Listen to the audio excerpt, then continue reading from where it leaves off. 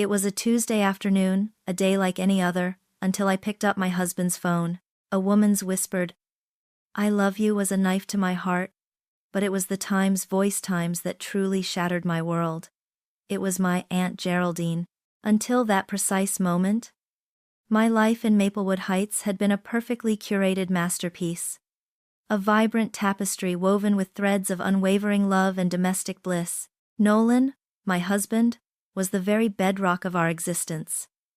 A man whose easy smile and comforting presence promised a lifetime of security. Our twin boys, Jackson and Jeremiah, were 5 years old.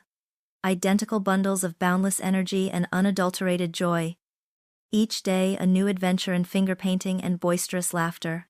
Our home, a charming colonial nestled among ancient oak trees, hummed with a rhythm of peace and contentment. A sanctuary I had tirelessly built with Nolan over a decade. Family was paramount to me, a sacred bond that stretched beyond the conventional. My parents, Walker and Alice, lived just a few blocks away, their wisdom and support a constant in my life. But it was Aunt Geraldine, my mother's younger sister, who held a particularly cherished place in my heart. She was less an aunt and more a second mother, a confidant, a vivacious force of nature who filled every room with her infectious laughter and sparkling wit. Geraldine was single, having never married, and she poured all her maternal instincts and affection into us. Her extended family, she was at every birthday, every school play, every holiday gathering, often bringing a casserole or a perfectly baked cake, her arms always open for a hug. We shared shopping trips, long coffee dates, and whispered secrets late into the night. She was my safe harbor, my unwavering ally, the one person I believed I could trust with absolutely anything. Nolan, too, adored her. He'd often tease her good-naturedly, and I'd watch them laugh together, grateful for the easy camaraderie that enriched our family dynamic. He'd even call her, or she him, for advice or just a friendly chat, a habit I'd always found endearing. A testament to how deeply she was woven into the fabric of our lives. The Tuesday in question had started innocently enough. Nolan had left his phone on the kitchen counter, a rarity for him, as he usually carried it everywhere. I was clearing up the lunch dishes, humming a tune Jackson had picked up from a cartoon. The phone vibrated, lighting up with an incoming call. Thinking it might be important for his office, and knowing Nolan was in the garage fixing something, I picked it up. "Hello?" I said, my voice light. A woman's voice, hushed and intimate, flowed through the receiver, an urgent whisper that made my blood run cold. "I love you," she breathed, the words heavy with a tenderness that twisted my gut. "Don't forget the ring and the watch this time, darling. See you tonight." My fingers tightened around the phone. The Times ring times and the Times watch asterisk, and then, the voice spoke again, a soft sigh. "Be careful, my love." It was undeniably Geraldine. My aunt. My beloved aunt. The phone slipped from my numb fingers, clattering against the tiled floor, the sound echoing the shattering of my perfectly constructed world. The tiled floor felt impossibly far away, yet the sound of the phone hitting it was deafening, a percussive crash that reverberated through the hollow space where my heart had been moments before. Disbelief, cold and sharp, pierced through the initial shock. No, it couldn't be. Geraldine, my vibrant, loving aunt, my mother's sister, my confidant, and Nolan, my steadfast, devoted husband. The two pillars of my perfect world were not just crumbling. They were actively tearing each other down, taking me with them. My knees threatened to give way. I leaned heavily against the cool, unforgiving counter, gasping for air that felt thin and toxic. My mind replayed the whispers, the possessive, "I love you," the intimate details of a forgotten ring and watch, the final, soft, "Be careful, my love." Each syllable was a fresh stab, twisting the knife of betrayal deeper. A wave of nausea swept over me, and I squeezed my eyes shut, wishing I could unhear, unknow, unfeel. But the truth, ugly and undeniable, was now a festering wound in the core of my being. Footsteps from the garage, Nolan's familiar stride snapped me back to a semblance of reality. He couldn't see me like this. Not yet. I had to breathe. I had to compose myself. My hands trembled as I bent to retrieve the phone, my fingers brushing against the cold ceramic. "Everything okay, honey?" Nolan asked, poking his head through the kitchen door, a smudge of grease on his cheek. He looked so normal, so innocent, so utterly oblivious to the apocalypse that had just unfolded inside me. "Just dropped a spoon," I lied, the words tasting like ash. It was the first lie, but I knew, with a chilling certainty, it wouldn't be the last. From that moment, my world shifted into a surreal, high-definition observation deck. Every interaction, every glance, every casual touch became a piece of a twisted puzzle. Nolan's easy laughter, once so comforting, now seemed hollow, a performance for my benefit. His late nights at the office, once accepted without question, now festered in my mind as potential illicit rendezvous. I watched him, a silent sentinel in my own home, searching for tells, for cracks in his carefully constructed facade. Did his eyes linger a moment too long on his phone? Was that an unfamiliar scent on his shirt? My paranoia became a constant companion, whispering dark suggestions. Geraldine, too, came under the same microscopic scrutiny. She started appearing more often, dropping by with baked goods or just to see the boys. Her hugs, once warm and genuine, now felt like an elaborate charade, her touch leaving a phantom chill. Her eyes, I noticed, darted nervously when Nolan was in the room, a subtle flicker of apprehension I had never seen before.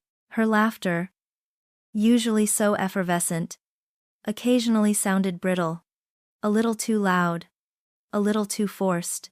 One evening, Nolan came home with a bouquet of my favorite lilies, just because, he'd said, his smile a little too wide. A few days later, a delicate silver necklace appeared on my pillow. These guilt gifts, as I silently dubbed them, were once treasured tokens of affection, but now they felt like poisoned offerings, glittering affirmations of his deceit. The air around us, once thick with unspoken love, was now heavy with unspoken lies, and I, Gloria, was trapped suffocatingly within it.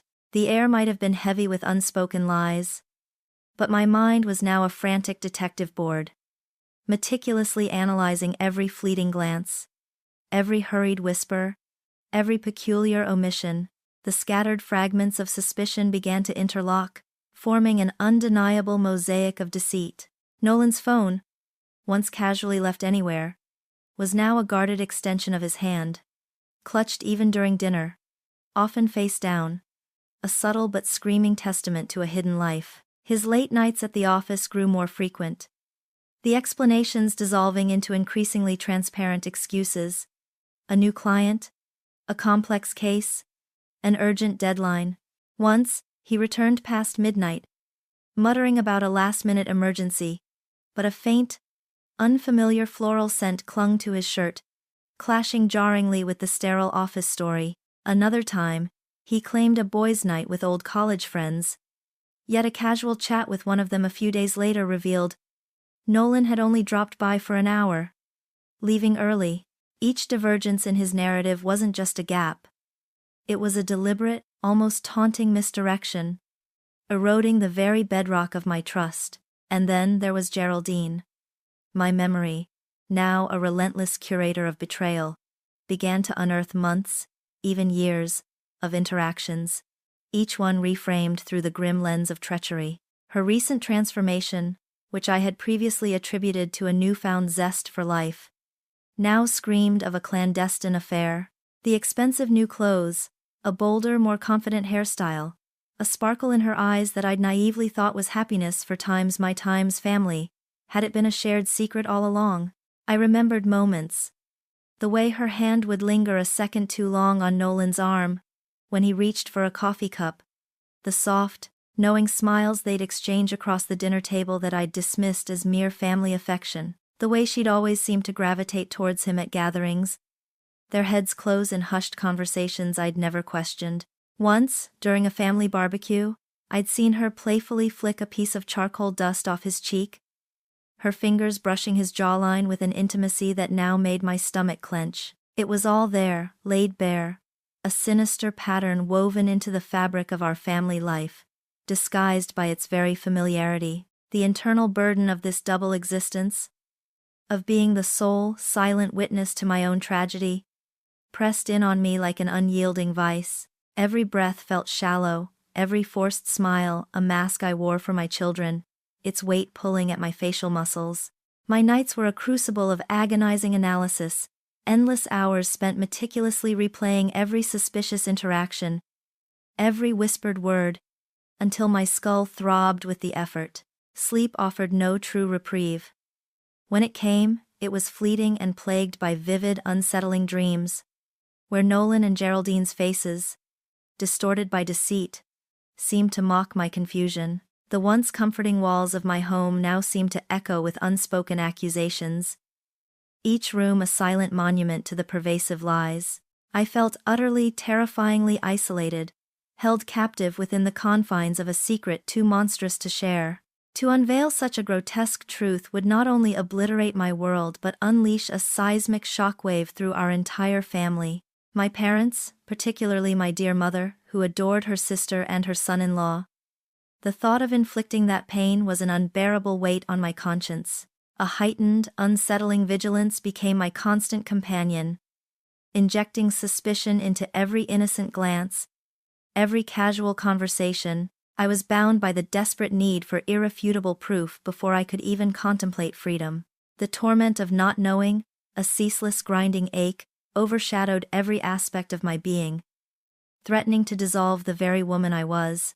For weeks, my days blurred into a landscape of internal interrogation, each morning a fresh battle against the undeniable threads of doubt. A part of me still desperately clung to the familiar, yearning to dismiss the intimate whispers as a trick of an overwrought mind, Nolan's absences as genuine work, Geraldine's new sparkle as harmless joy. I tried to build walls around the intrusive truth, to convince myself that ignorance could still offer a perverse kind of peace, a way to reclaim the pristine facade of my life. But the images, the voices, the anomalous details I'd collected refused to fade. They were a persistent, corrosive acid, slowly dissolving the foundations of my carefully constructed world, leaving behind a gnawing void. This constant, unverified torment was a heavier burden than any confirmed betrayal could ever be. My sons Jackson and Jeremiah remained my only unblemished view of the world, their bright, innocent faces a daily, aching reminder of what I was fighting for. How could I continue to navigate this charade? A ghost in my own home, a mother present only in body, while my spirit was consumed by this silent war. The thought of them growing up amidst an unspoken truth, sensing the chill that had settled between their parents, was far more terrifying than any future confrontation. It wasn't just my sanity that was at stake. It was their very sense of security, their right to a life built on honesty. This agonizing state of almost knowing, this protracted self-deception, was slowly stripping me bare, leaving only a frayed, terrified replica of the woman I once was. The cost of continued inaction, I realized, was simply too high. The path forward wasn't illuminated by a sudden burst of anger or a dramatic epiphany. It was a slow, deliberate carving, a crystallization forged under the immense pressure of relentless uncertainty. I understood then that simply enduring this torment wasn't protecting anyone. It was merely prolonging my suffering and allowing the wound to deepen irrevocably. I could not, would not, build a future for my children on the quicksand of deceit. Nor could I heal from a reality I refused to acknowledge. The only way to reclaim true peace, to establish a foundation of unwavering authenticity for my sons, was to confront the ugly truth head-on. If my perfect life had been a meticulously crafted lie, then I would systematically dismantle it, not out of vengeance, but out of a cold, clear necessity for authenticity. A quiet, unshakable resolve settled deep within my core, replacing the paralyzing fear. It was not yet fury, but a chilling, almost surgical determination. I would find every shard of proof. I would peel back every layer of their whispered betrayal. I would no longer be a silent witness to my own demolition. I would be the architect of my own reconstruction. No matter the brutality of the revelations to come, the silent hunt was about to begin. A silent hunt required a silent guide, and there was only one person I trusted implicitly with the labyrinthine complexities of deceit and law: my father. Walker had spent 40 years navigating the treacherous currents of human betrayal in divorce courts. His mind a steel trap for legal strategy, his heart fiercely protective of his family. The thought of confiding in him, of unburdening this grotesque secret, filled me with a fresh wave of terror, knowing it would shatter his perception of Nolan, and worse, of his beloved sister-in-law. But my newfound resolve, cold and unyielding, insisted. This wasn't about emotion anymore. It was about strategy, about survival. I called him on a Thursday afternoon, choosing a time when I knew Alice would be out at her book club. My voice, I tried to make it sound casual, but the tremor was undeniable. "Dad," I started, do you have a few minutes to talk? Something personal." He picked up on it immediately. "Gloria? Of course, sweetheart. Are you all right? You sound preoccupied." I could almost feel his lawyer's mind, always sifting for nuances, already at work. "Can I come over? It's better in person." Sitting across from him in his study, the air thick with the scent of old leather and pipe tobacco. The words refused to form. How did one casually drop a bomb like this? "It's about Nolan," I finally managed, my voice barely a whisper. I watched his kind, intelligent eyes narrow slightly. "Is he well?" he asked, his tone gentle, inviting. I think he might be having an affair," I confessed, testing the waters, leaving out the most crucial, most devastating detail. The lie of omission felt like a betrayal in itself. But I needed to ease him into the abyss. Walker didn't gasp or express outrage. He simply nodded, his gaze steady, unwavering. "I see," he said. And I knew he did. He saw beyond the words, recognizing the raw anguish simmering beneath my carefully constructed composure. "What makes you think that, sweetheart?" he probed. Not with judgment, but with the calm, methodical inquiry of a seasoned professional. It was his lawyer's voice, yes, but imbued with the deep paternal concern that had always been my anchor. He listened patiently as I recounted the subtle shifts, the late nights, the unexplained absences, the guilt gifts. I described the crushing weight of suspicion, the paranoia, the feeling of suffocation. But I still couldn't bring myself to say Geraldine's name. When I finished, leaving out the inciting incident, the call, and the voice, he leaned forward, resting his elbows on his desk. "Gloria," he said, his voice soft but firm, "this isn't just a suspicion. This is a deep certainty you're grappling with, and you deserve to know the truth. Beyond any doubt." He paused, his gaze softening. "As your father, my heart breaks that you're going through this, but as a lawyer I need you to understand something very clearly. Without irrefutable proof, suspicions, no matter how strong, are just that. They can't protect you. They can't secure your future or the boys." "So what do I do?" I asked, desperation lacing my voice. "How do I get proof without him knowing? Without destroying everything before I'm ready?" "Carefully, meticulously, and legally," he replied, his tone becoming more professional, less paternal, though the love was still palpable in his eyes. "First rule: do nothing illegal. Do not hack his phone. Do not access his private accounts without explicit permission. Do not plant recording devices in the home. Any evidence obtained illegally can be inadmissible in court, and even hurt your case." He picked up a pen, twirling it thoughtfully. "What you can do, however, is observe, document, and systematically gather anything that is publicly accessible or that you have a legal right to. Think about bank statements, credit card bills, phone records, anything jointly held or where you have legitimate access. Look for patterns, for unusual spending, for calls to unfamiliar numbers or at odd hours. Photograph anything suspicious you see in the house, like notes or receipts, but do not take or alter his personal property. He outlined a cautious, step-by-step approach. Beyond that, he continued, if your suspicions are as strong as they sound, and for your peace of mind and the sake of your children's future, you will likely need to engage a private investigator, someone discreet, ethical, and experienced in matrimonial cases. They can conduct surveillance, verify movements, and, if necessary, obtain evidence that you cannot. He saw the hesitation in my eyes. It's a difficult step, Gloria, but sometimes, it's the only way to cut through the lies and find the clarity you need to move forward, to protect yourself and your sons.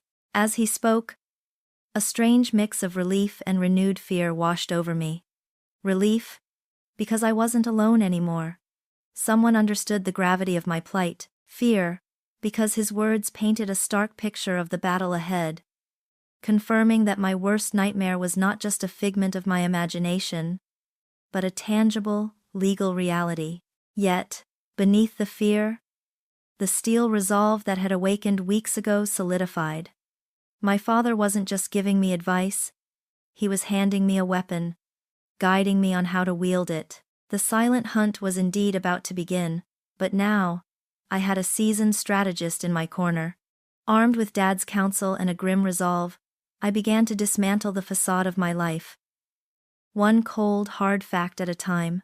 My first step was to scrutinize the joint accounts, the very bedrock of our shared financial life. I pulled up months of bank statements and credit card bills, spreading them across the kitchen island late one night after Nolan and the boys were asleep.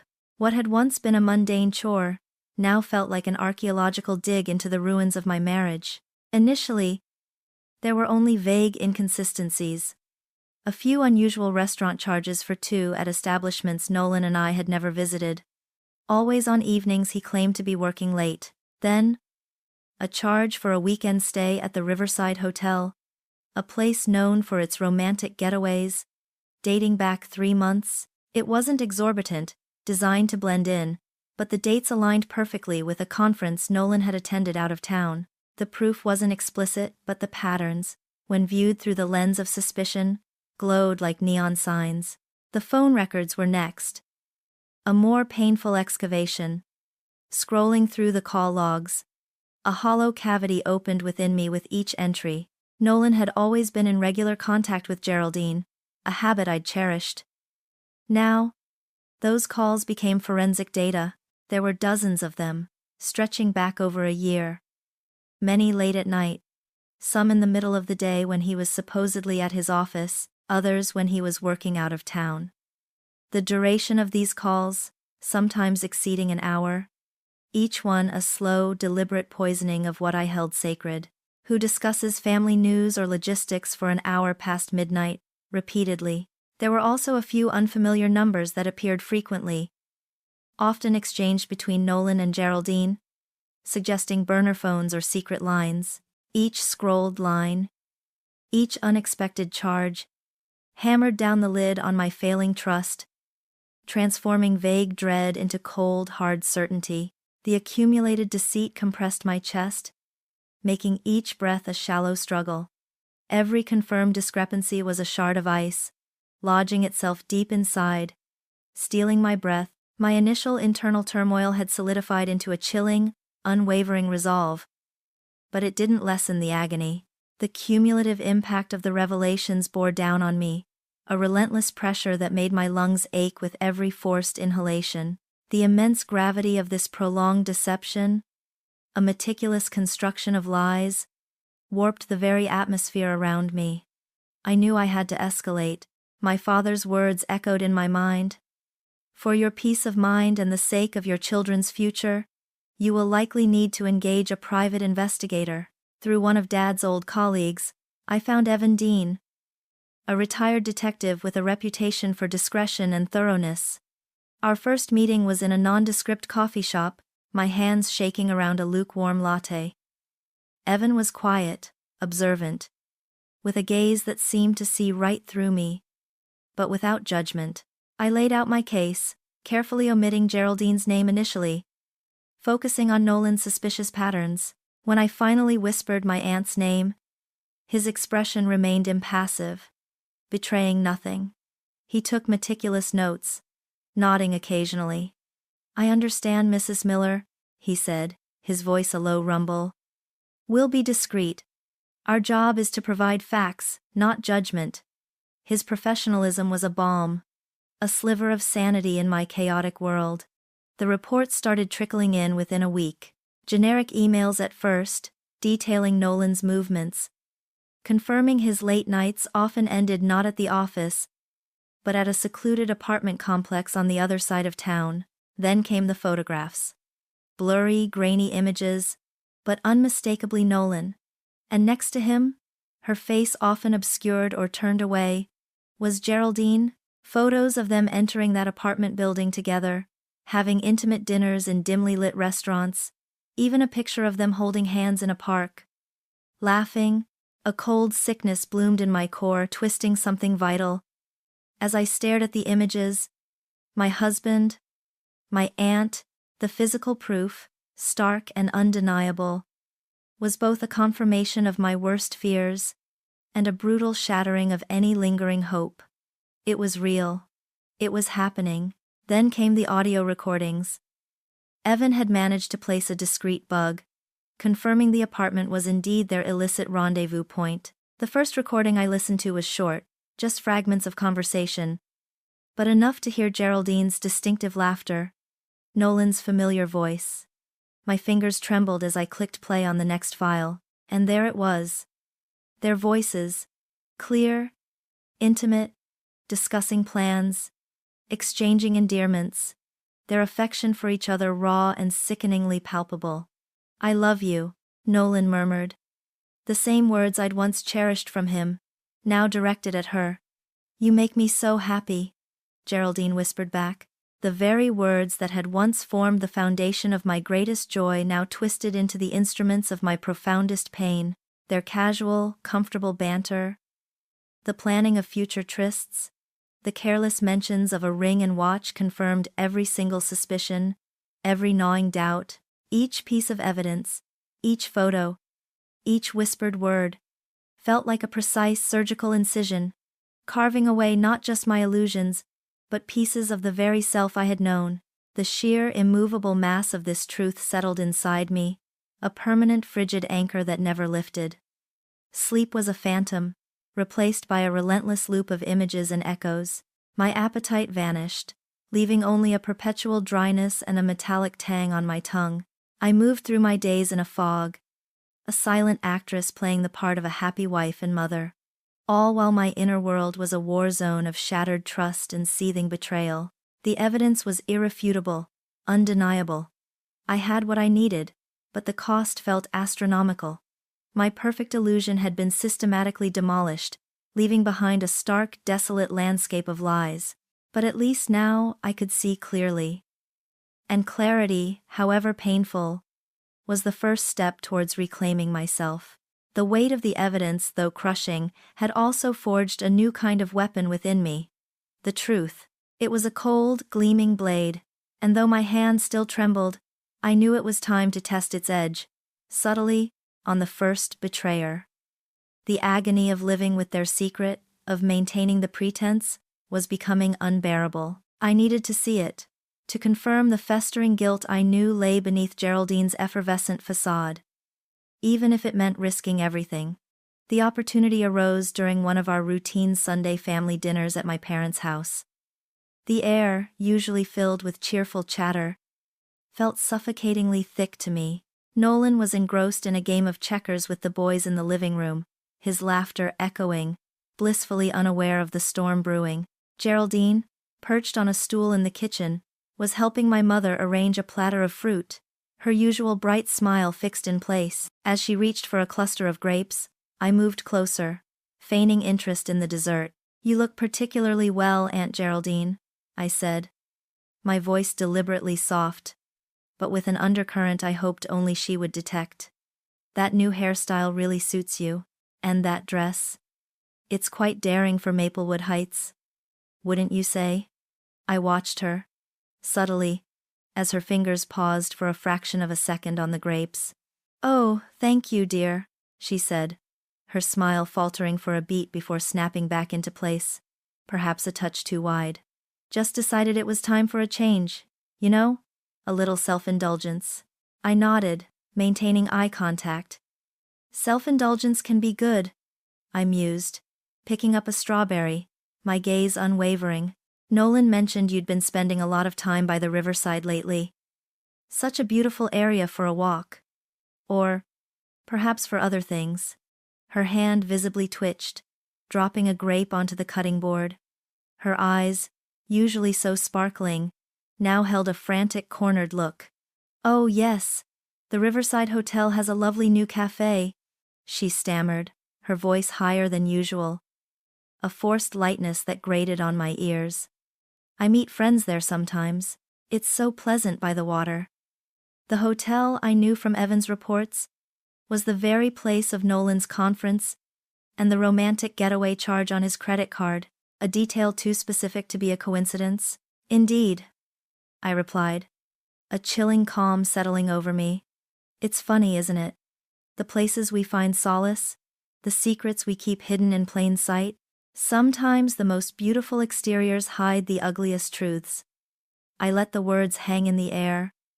A silent accusation, a thinly veiled threat.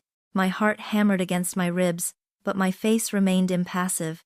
Geraldine's composure finally shattered. Her eyes darted to Nolan in the living room, then back to me, wide with a naked fear that sent a shiver down my spine. The color drained from her face, leaving her pale and drawn. Her fingers fumbled with the grapes, and she quickly turned away, mumbling something about needing to check on the oven. The pretense had evaporated, replaced by the unmistakable tremor of guilt.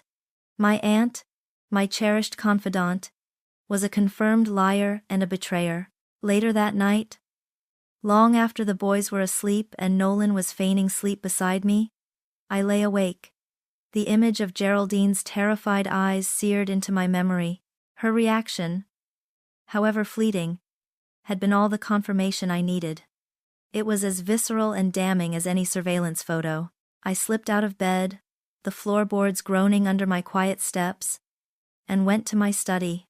I retrieved the small, hidden flash drive Evan Dean had given me. There was one recording, a particularly agonizing one, that I hadn't listened to since the first time.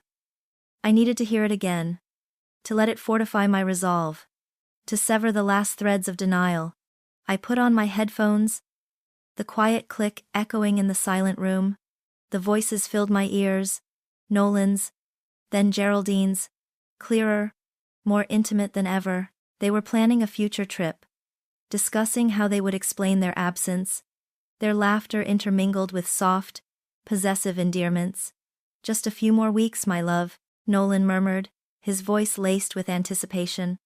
Then we'll be together, away from everything. And Geraldine, her voice soft and reassuring, I know, darling, it won't be long now. We just have to be careful.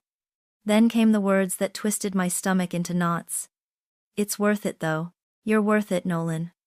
The casual mention of our children, of my parents, of the life they were actively dismantling, was delivered with a callous indifference that turned my blood to ice.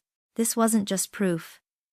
It was a living, breathing testament to their ongoing deception, their shared future, built on the ashes of mine, the sound of their intimate whispers, their plans, the utter disregard for me and our children, solidified every fragment of pain and fury into an unshakable resolve. This recording, coupled with Geraldine's terrified glance, was the final, undeniable piece.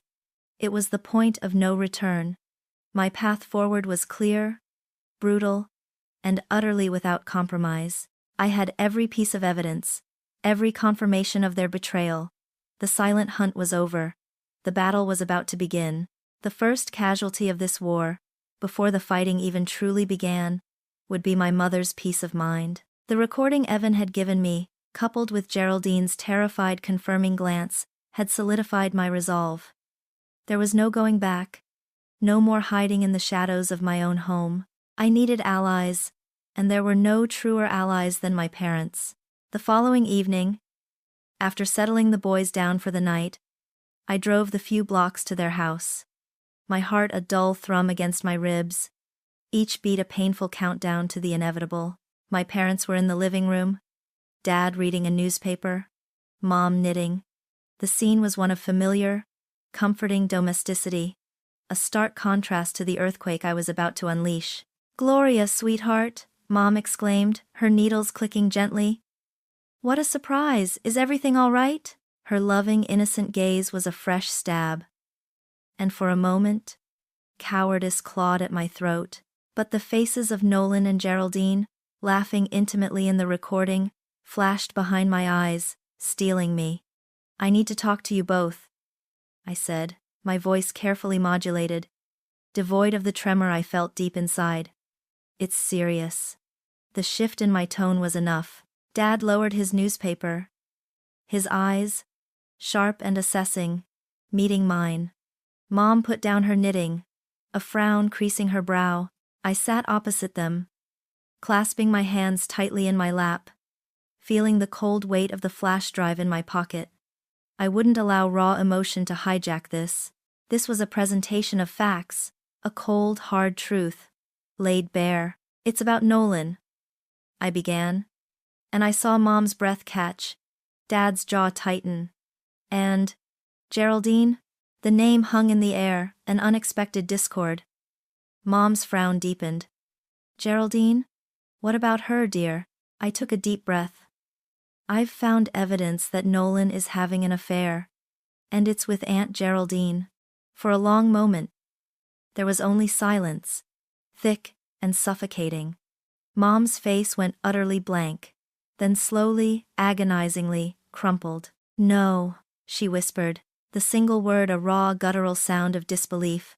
Her hand flew to her mouth, her eyes wide with shock, searching mine for a retraction, a sign that this was a cruel joke. "Gloria, you must be mistaken. My sister? With Nolan? It's impossible." Dad, ever the lawyer, remained outwardly composed, though I saw the veins throbbing faintly in his temple. "Gloria," he said, his voice low, "what kind of evidence are we talking about?" "Irrefutable evidence, Dad," I replied, my own voice cracking slightly at the sight of Mom's anguish. I pulled out the envelope containing the printed-out bank statements, the credit card bills highlighted with unusual charges, the phone records showing the late-night calls between Nolan and Geraldine. "These are joint accounts, records I have every right to access. Riverside hotel charges, unusual restaurant bills for two, calls lasting over an hour, at odd times." I laid them on the coffee table, a grim, paper trail of deceit. Mom picked up a credit card statement, her fingers trembling as she traced a highlighted charge. "The Riverside." "But Nolan said he was on a business trip that weekend," she murmured, her voice laced with growing horror. Then, I pulled out Evan Dean's surveillance photos, images of Nolan and Geraldine entering the secluded apartment building, of them dining intimately, of their hands clasped in a park, laughing. Mom gasped, a choked sob escaping her lips. Her eyes, filled with tears, darted between the photos and me, a silent plea for it to be a lie. "And this," I said, my voice barely a whisper, pulling out the small flash drive. "This is an audio recording. From the private investigator, Evan placed." I watched Mom's face contort in pain, tears streaming freely now. Dad reached for her hand, his expression grim. "They're discussing plans," I continued, struggling to keep my voice steady. "Their future. Their affection for each other. It's all there." I didn't offer to play it. The visual proof was already too much. "Alice," Dad said, his voice firm, drawing Mom's attention away from the damning photos. "Look at me, sweetheart."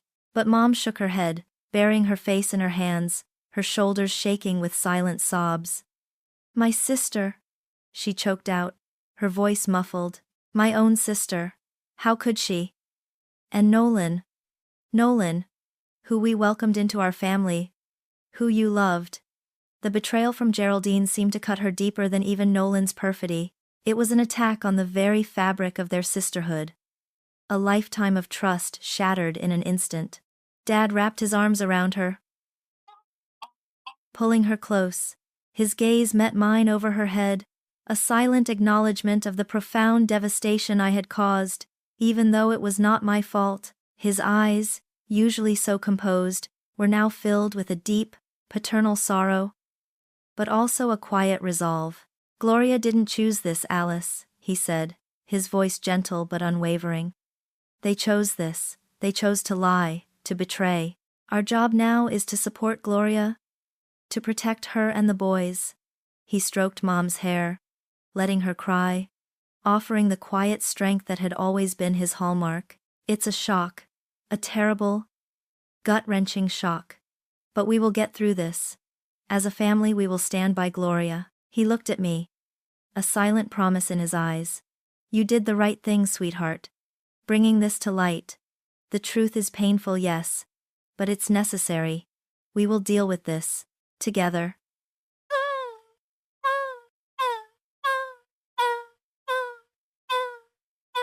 His words, though spoken amidst my mother's breaking heart, were a lifeline. They anchored me, reaffirming that despite the gaping wounds this revelation had inflicted, the core of our family remained unbroken, united against the lies that sought to tear us apart. The battle had indeed begun, and I was not alone. My father's steady presence, his quiet strength, became my immediate anchor in the tumultuous days that followed that painful revelation. The moment my mother had finally, exhaustedly, cried herself to sleep, Dad had sat me down again in his study. The grief was still etched on his face, but his lawyer's mind was already at work, sharp and analytical. "This is going to be a battle, Gloria," he'd said, his voice grave. "But you won't fight it alone. We need to be prepared, meticulously. Every detail matters." The very next morning, he made a call. And within hours, I was introduced to Alani Matias, a formidable family law attorney specializing in complex divorce cases. Alani was everything I needed: sharp, empathetic, and utterly unflappable. Her office, sleek and modern, felt like a sanctuary of logic after weeks steeped in emotional chaos. With Dad by my side, providing both legal insight and unwavering moral support, we began the daunting task of preparing the divorce papers. The first meeting with Alani was a deep dive into the excruciating minutiae of my life with Nolan. Every asset, every debt, every memory was laid bare, dissected by legal terms that felt sterile and cold against the backdrop of my shattered heart. Alani listened patiently as I recounted the years of our marriage, the children, the seemingly perfect life, and then the gradual, insidious unraveling. She pored over the evidence I had collected with Evan Dean, the bank statements, the credit card charges, the phone records, the surveillance photos, the agonizing audio recording. Her expression remained neutral, professional, but I saw a flicker of genuine shock in her eyes when she reviewed the photographic evidence of Geraldine. "Mrs. Miller," Alani said, her voice calm and measured after reviewing everything, "this is an incredibly strong case. The evidence of infidelity is undeniable, and the fact that it involves a close family member complicates it emotionally. But legally, it strengthens your position for certain considerations." She looked at Dad, who nodded in agreement. Our primary focus immediately shifted to the boys, Jackson and Jeremiah. Their well-being was paramount, the unwavering compass guiding every decision. Alani meticulously outlined fair custody agreements, ensuring their stability and continuity were prioritized above all else. We discussed their schooling, their routines, their emotional needs. The thought of disrupting their innocent world twisted my gut. But Alani assured me that a clear, stable plan, even if it meant a fundamental change, was ultimately better than the prolonged instability of a fractured home. We proposed a clear co-parenting schedule, generous but structured, designed to minimize disruption and maximize their sense of security. It was a cold, hard truth. I was fighting for their future too. Then came the financial settlements. Alani, guided by Dad's experience, worked diligently to ensure the division of assets was equitable, and that I, as the primary caregiver, would be financially secure enough to rebuild a stable home for my sons. We meticulously listed every piece of property, every investment, every joint account. It felt transactional, almost grotesque, to reduce a decade of shared life to columns of numbers. But it was a necessary cruelty. They wanted to ensure Nolan's betrayal didn't leave me vulnerable, that I had the resources to protect my children and myself. Throughout these intense meetings, a strange alchemy began to work within me. Fear still gnawed, a persistent icy dread of the coming confrontation, of the public humiliation, of tearing my family apart. Anger simmered just beneath the surface. A hot, pulsating vein of fury at Nolan's deceit, at Geraldine's callous betrayal. But increasingly, another emotion began to rise. A quiet, unwavering current of empowerment. Each legal document we prepared, each strategy session, was a step towards reclaiming control of my life. A deliberate act of choosing my own path. I wasn't just a victim anymore. I was a warrior, meticulously preparing for battle. Armed with truth and guided by unwavering allies, the weight of the world still felt heavy on my shoulders. But now, I had the tools to push back, to carve out a future where the air was clean, and the ground beneath my feet was solid, built not on lies, but on my own strength. The papers, once a symbol of the end, now felt like the blueprint for a new beginning. The afternoon I chose for Nolan's reckoning was deliberately devoid of fanfare. A quiet Tuesday when the boys were at their after-school program, leaving the house unnervingly still. The silence, once a comfort, now felt like a stage, perfectly set for the drama to unfold. I stood by the kitchen island, the very spot where I'd first heard Geraldine's whispered, "I love you," holding the crisp, intimidating stack of papers that symbolized the end of one life and the forced beginning of another. Alani had counseled me on the timing, on the composure I must maintain. This wasn't a shouting match, it was an execution of justice. When Nolan's key turned in the lock, the sound sent a jolt through me, a primal instinct to flee.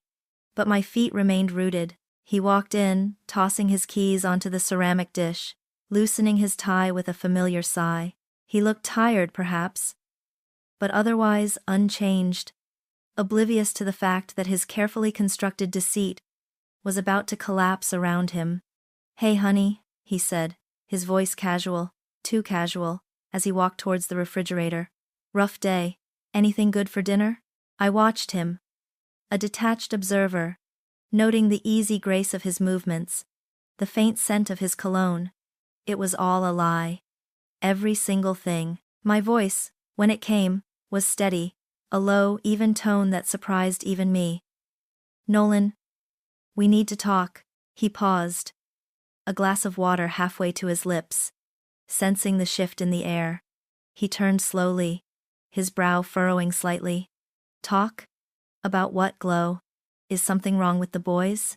"No," I said, and a part of me felt a grim satisfaction at his immediate assumption that anything wrong had to involve our children. "Never him. It's about us. About you. About everything." I pushed the thick envelope across the polished surface of the island towards him. The sound of it sliding on the granite was unnaturally loud. He looked at the envelope, then at me, a puzzled expression on his face. He picked it up, his fingers still damp from the water glass. The legal firm's name, embossed on the front, finally registered. His eyes snapped back to mine, wide with dawning comprehension. "What is this, Gloria?"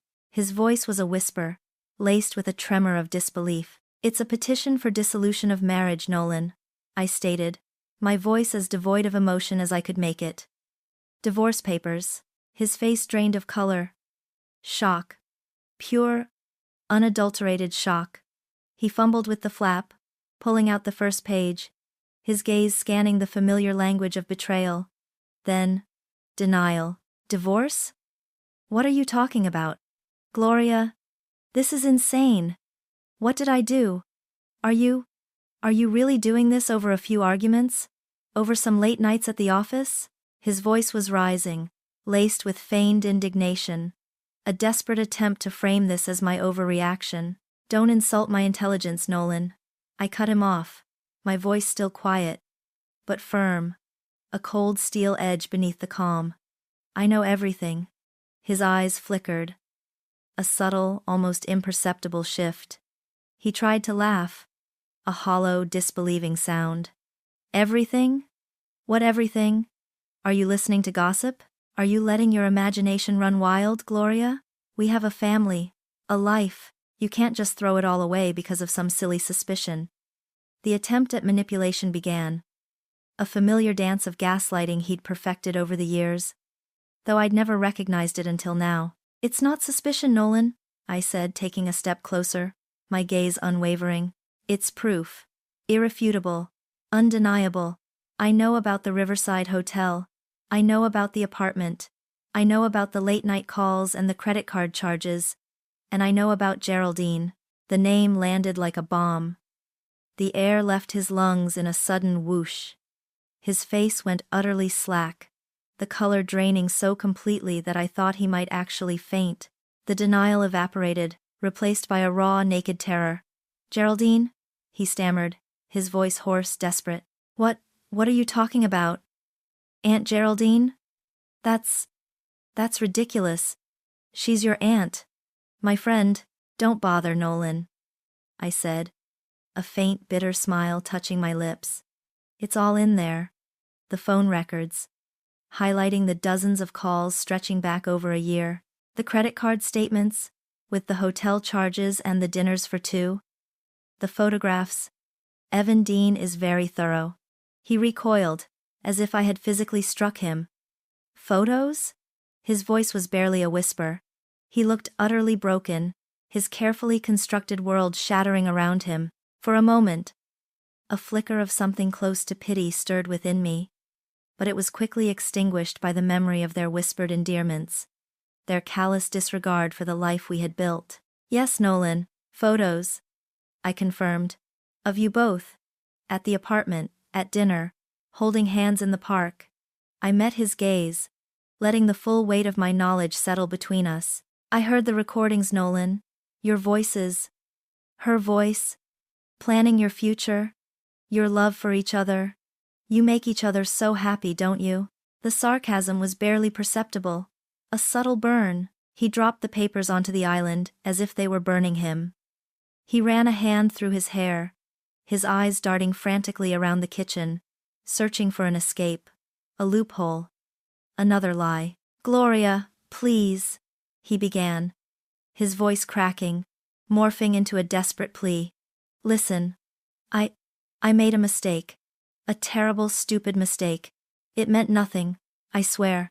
It was a moment of weakness. She came on to me. I was foolish. Please, don't do this. Think about the boys. Think about our family. We can fix this. I can change.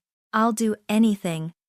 Please, Gloria, please, don't ruin our lives over one moment of madness. His eyes were glistening, the picture of a repentant husband, begging for forgiveness. This was the manipulation I expected.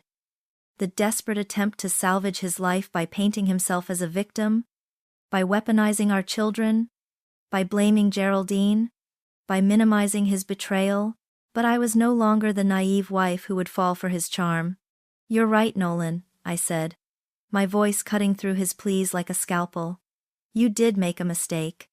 A prolonged, deliberate, calculated mistake. And it wasn't one moment of madness. It was a conscious choice, repeated over months, years even. This isn't about a few arguments or some late nights. This is about trust, about respect, about the sanctity of our marriage, and the truth you poisoned with your lies. It's about my Aunt Nolan, my mother's sister, my confidant. I took a deep breath, steeling myself. I'm not ruining our lives, Nolan. You both did that. I'm simply choosing to no longer live in the wreckage you created. This isn't a negotiation, it's a declaration. The papers will be served officially tomorrow. You have 30 days to respond. My lawyer, Alani Matthias, will be in touch. I turned, leaving him standing there amidst the ruins of his perfect illusion, his face a canvas of disbelief and despair. The weight that had crushed me for months began to lift, slowly, agonizingly, but undeniably. The hardest part, I knew, was yet to come. Later that evening, after Nolan had retreated to the guest bedroom in a silent, seething rage, I sat Jackson and Jeremiah down on the living room rug, their brightly colored toy cars momentarily forgotten. My heart ached. Not for Nolan, but for their innocent understanding of the world. "Boys," I began, my voice as gentle as I could make it, "Mommy and Daddy have something important to tell you." They looked up, their identical 5-year-old faces filled with innocent curiosity. "Daddy and we've decided that it's better for us to live in separate houses."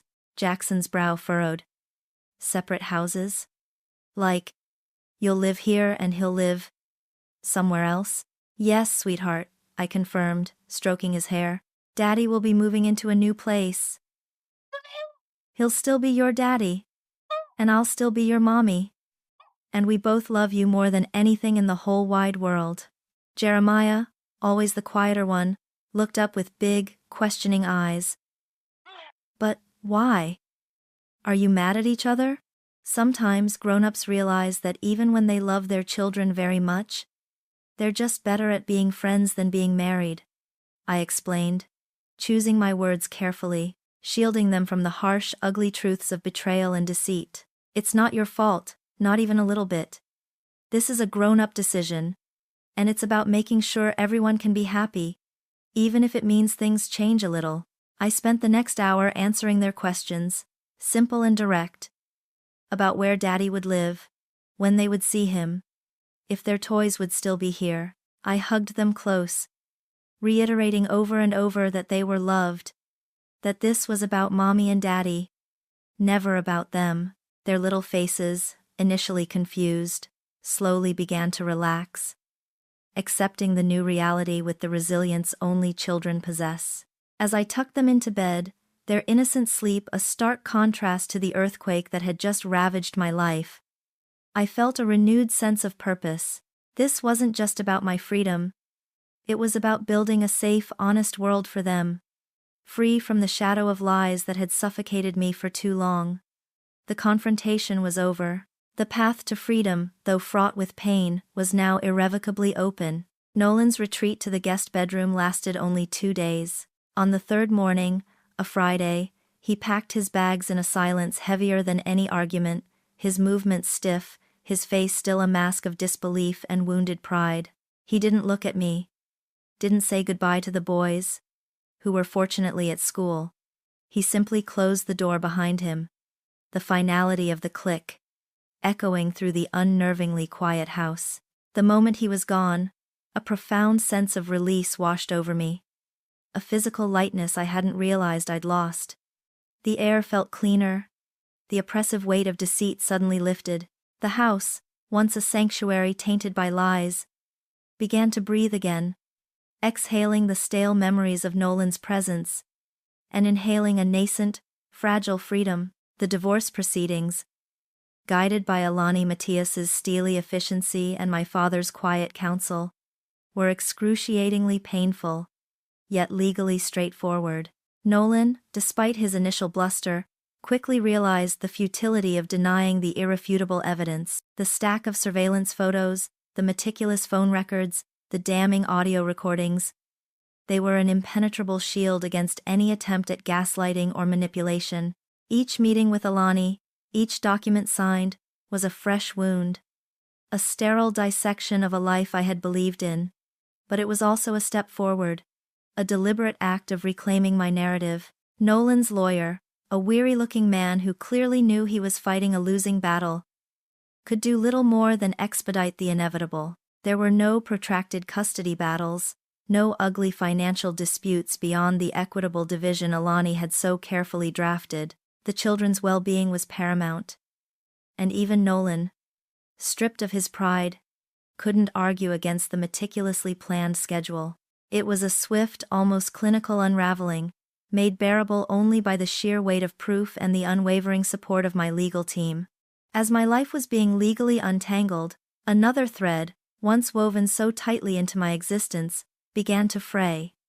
Geraldine's attempts to reach me started almost immediately after Nolan moved out. My phone, once a source of comfort, now buzzed with calls from unfamiliar numbers. Then her own name flashing across the screen. My voicemail filled with her frantic apologies, desperate pleas for understanding, tearful explanations that blamed Nolan, or fate, or a moment of weakness. "Gloria, please," she'd sob. Her voice choked with what sounded like genuine anguish. "You have to understand. It wasn't what you think. Let me explain. I miss you. I miss the boys." Her texts were a torrent of similar sentiments, each one a sharp reminder of her betrayal, but I ignored them all. Every call went unanswered, every text deleted unread, every voicemail listened to with a cold, unwavering resolve before being erased. The woman who was my second mother, my confidant, had ceased to exist the moment I heard her voice whisper, "I love you," to my husband. There was no explanation that could mend that rift, no apology strong enough to erase the image of her hand in Nolan's. Severing ties was not an act of anger, but of self-preservation, a necessary amputation to prevent the poison from spreading further into my healing heart. Mom, on the other hand, was a different landscape of pain. The betrayal by her own sister, her beloved Geraldine, cut deeper than Nolan's perfidy. It was an attack on the very fabric of her identity, her family, a wound that seemed to fester with a silent agony. For weeks after the revelation, she walked around in a daze, her eyes red-rimmed, her usual vibrant energy utterly depleted. She barely ate, barely spoke, the joy in her life extinguished by the twin flames of deceit. I saw her visibly shrink, her shoulders hunched as if carrying an unbearable weight. But gradually, painstakingly, she began to resurface. It was her love for me, her fierce protectiveness of her grandchildren, that pulled her back from the brink. She stopped asking about Geraldine, consciously avoiding the name, and instead poured her energy into me, into the boys. She'd come over every afternoon, helping with dinner, reading to Jackson and Jeremiah, her presence a silent, comforting anchor in our turbulent new normal. We found a new, quieter rhythm, born of shared pain but also shared resilience. Her grief over Geraldine slowly, almost imperceptibly, transformed into a fierce resolve to support me, to rebuild our family's core stronger than before. Her solace, she quietly confessed one evening, was in knowing that I was finding my way, that the boys were safe, and that our fractured family, though smaller, was finally, truly, honest. 2 years. 2 full years had spun themselves out since Nolan's silent departure, since the final legal stamp had declared me free. The quiet house, once a chilling testament to shattered trust, now vibrated with a different kind of peace, a profound, hard-earned tranquility. Jackson and Jeremiah, now 7, had blossomed into even more vibrant, articulate versions of themselves, their identical smiles reflecting genuine, untroubled joy. Their resilience, far greater than I could have imagined, had been my most potent medicine. We were thriving, not just surviving. Our life, once a meticulously crafted illusion, was now a tapestry woven with raw honesty and authentic connection, each thread stronger for having been broken and respun. My career, which I had somewhat neglected in the haze of domesticity, had become a renewed source of purpose. I'd thrown myself into my marketing role, finding a fierce satisfaction in creative challenges and professional achievements. The boys were my constant joy, their questions sharp, their hugs endless. Our evenings were filled with story time, boisterous board games, and the simple comfort of being truly present with one another. I spoke to them openly, age-appropriately, about feelings, about changes, about the importance of truth, careful to never poison their view of their father, but always anchoring them in reality. My personal growth, however, was perhaps the most profound transformation. The terrified, paranoid woman who had navigated months of silent betrayal was gone, replaced by someone stronger, clearer, and surprisingly, more hopeful. that transformation hadn't happened in isolation. The initial weeks after the divorce had been a blur of grief and anger, a maelstrom I felt ill-equipped to navigate alone. It was Dad, again, who gently suggested therapy. Sitting in Dr.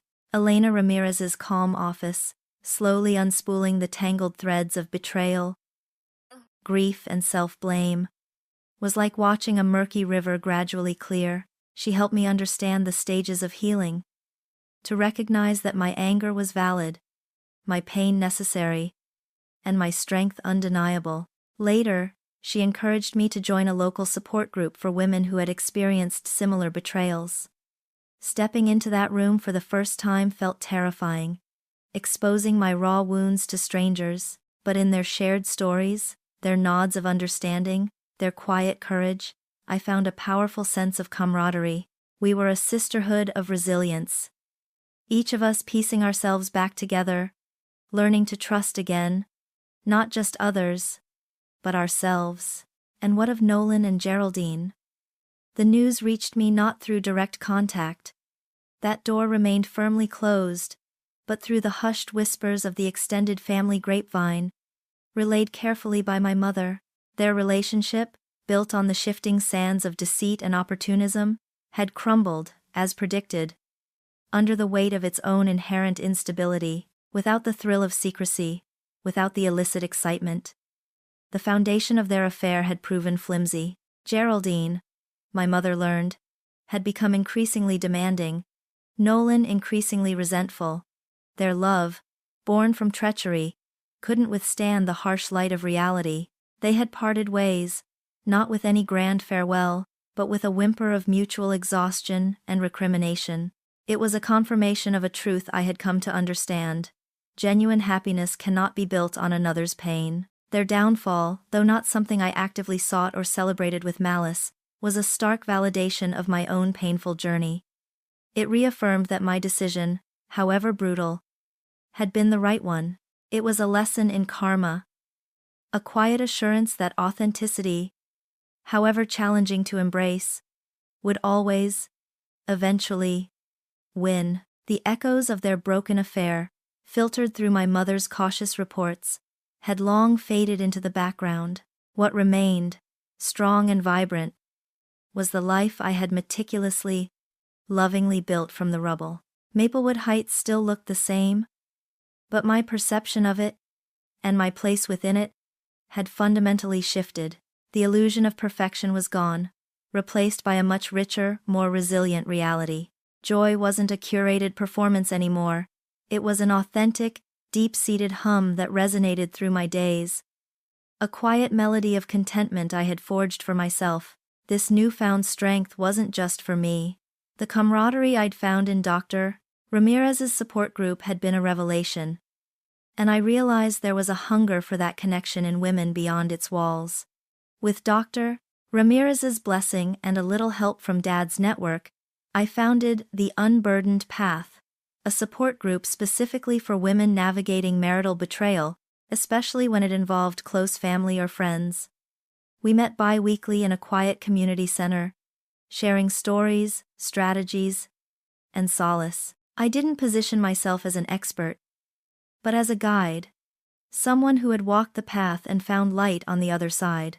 Hearing their tentative first steps, their raw pain, and then watching them find their footing, their voices growing stronger, was a profound validation of my own journey. I saw myself in their eyes, and in turn, offered them a reflection of their own potential resilience, a beacon showing them the way out of the darkness I once knew too well. My sons, Jackson and Jeremiah, were my brightest stars. Now 7, their initial confusion over their parents' separation had long since given way to a stable, loving routine. Our bond was forged anew, deeper and more honest than before. We talked openly about feelings, about disappointment, about changes, always careful to emphasize that love could still exist in different forms. I ensured they understood that Daddy loved them, even if our family structure had changed. Our home was filled with laughter, with boisterous board games, with quiet reading sessions, and with the unwavering knowledge that their mother was present, whole, and utterly devoted. The shadow of deceit no longer touched their innocent world. Instead, it was bathed in the clear, steady light of genuine affection and unwavering support. Sometimes, I'd catch my reflection in the kitchen window, a faint smile playing on my lips. The woman looking back was no longer Gloria Miller, the wife of Nolan, the niece of Geraldine. She was simply Gloria, a woman who had faced her darkest fears, meticulously dismantled a life built on lies, and emerged stronger, clearer, and profoundly grateful. The journey had been agonizing. A trial by fire that had burned away everything that wasn't true, leaving behind an irreducible core of self-worth and independence. I had learned that my happiness wasn't dependent on another's fidelity or validation, but on my own unwavering commitment to truth, and my own boundless capacity for love. The scars remained, faint lines on the tapestry of my past, but they no longer defined me. They were simply a testament to the battles fought and won, silent whispers of a strength I never knew I possessed. I was free. Truly, authentically, beautifully free.